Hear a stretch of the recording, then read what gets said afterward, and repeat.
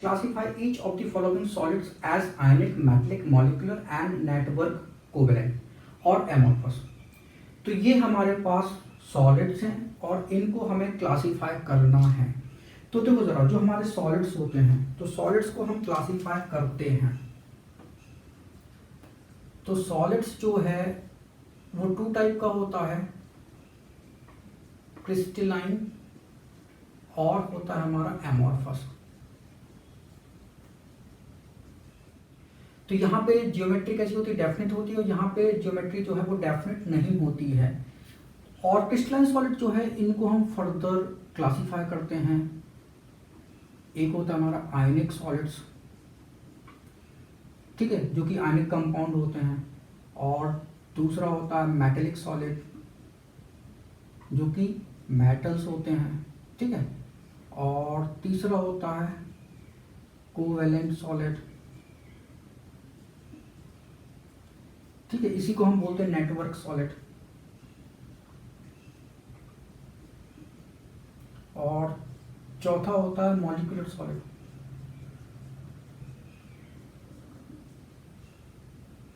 तो आयनिक सॉलिड वो सॉलिड होता है जहां पे आयंस जो है वो प्रेजेंट हो, कॉन्स्टिट्यूएंट पार्टिकल्स कैसे हो, आयंस हो।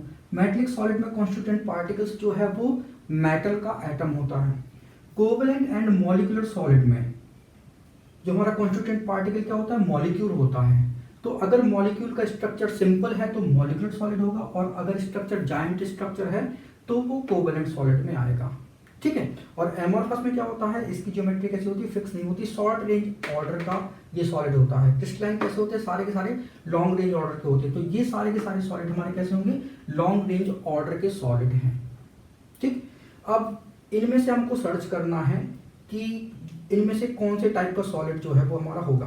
तो पहला है हमारा P4O10 फॉस्फोरस पेंटॉक्साइड, ठीक है, या टेट्रा फॉस्फोरस डेकाऑक्साइड।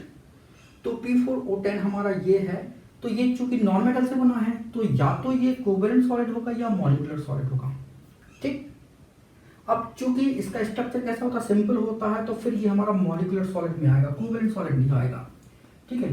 तो P4O10 क्यों, क्योंकि इसका स्ट्रक्चर कैसा होता है, सिंपल होता है। फिर अमोनियम फॉस्फेट, अब चूंकि ये तो हमारा आयन देता है, ठीक है, तो इस कारण ये हमारा आयनिक सॉलिड में होगा। तो अमोनियम फॉस्फेट। फिर सिलिकॉन कार्बाइड, नॉन मेटल से बना है। अब नॉन मेटल से बना है और इसका स्ट्रक्चर कैसा होता है, जायंट स्ट्रक्चर होता है। तो नॉन मेटल से बना है तो या तो ये कोवेलेंट होगा या मॉलिक्यूलर होगा, लेकिन जायंट स्ट्रक्चर के कारण ये कैसा हो जाएगा, कोवेलेंट सॉलिड हो जाएगा। तो सिलिकॉन कार्बाइड हमारा कोवेलेंट सॉलिड में आएगा।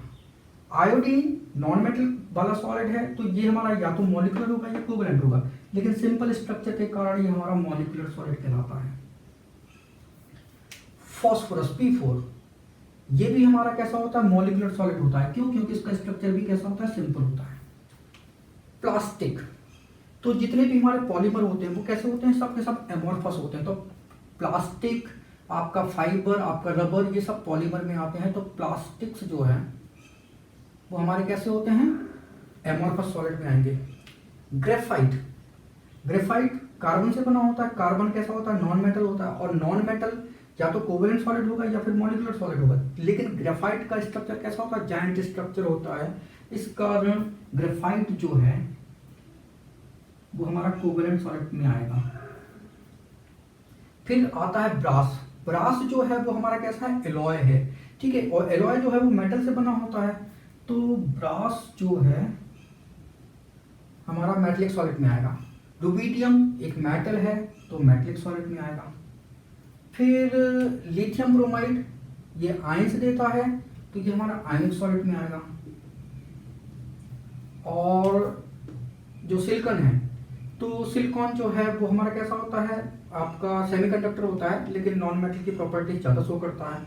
क्योंकि इसका स्ट्रक्चर जो है वो कैसा होता है, जायंट स्ट्रक्चर होता है, इस कारण ये कोवेलेंट सॉलिड में आता है।